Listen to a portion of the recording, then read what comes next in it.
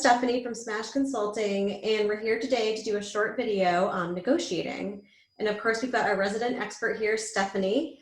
And today we're going to be talking about salary negotiation. So as two women in business, with long careers in the corporate world, we have our own experience in this area. We also know plenty of others who have had to deal with this. So Stephanie, is it true that women tend to negotiate their salaries much less than men?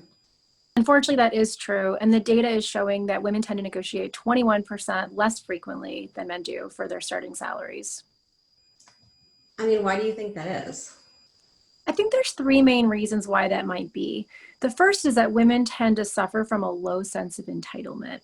In fact, only 6% of women actually suffer from a high sense of entitlement. So what that means is that women tend to have on average 32% lower salary expectations than their male counterparts, which means if you expect to get less, you probably will, and you'll be satisfied with a lower offer.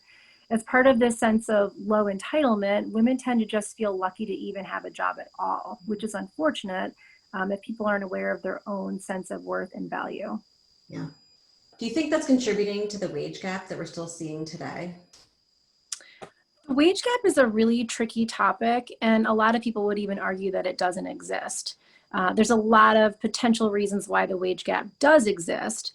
One piece of data that I would like to discuss here is a Carnegie Mellon study that showed that on average, 22% more male graduates negotiated their starting salary starting right out of college. And this resulted in, on average, a $4,000 a year higher salary for men than women. This may not sound like a lot, but over the span of a career with compound interest and moderate investing, this could translate into about $627,000 more earned revenue for men than women for the same positions. Wow. Okay, so let's say, you're talking to a woman who's preparing for a salary negotiation. What pieces of advice would you offer her? I would say to go in with confidence and knowing your worth. Do your market research. People tend to associate their salaries with a sense of self-worth, and they treat it as a taboo subject like your age or your weight, and so they don't ask about it.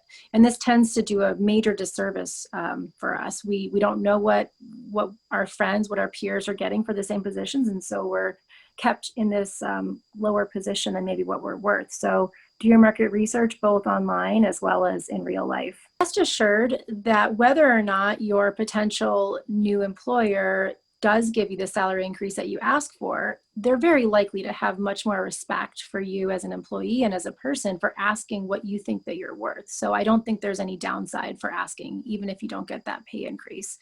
Finally, I'll say that women more often than men tend to feel that hard work will be recognized and rewarded, but that is not always the case. You don't get what you deserve, you get what you negotiate. Yeah, that's great advice. Well, thanks, Steph, for talking with me. And guys, stay tuned for another short video from us. Thank you.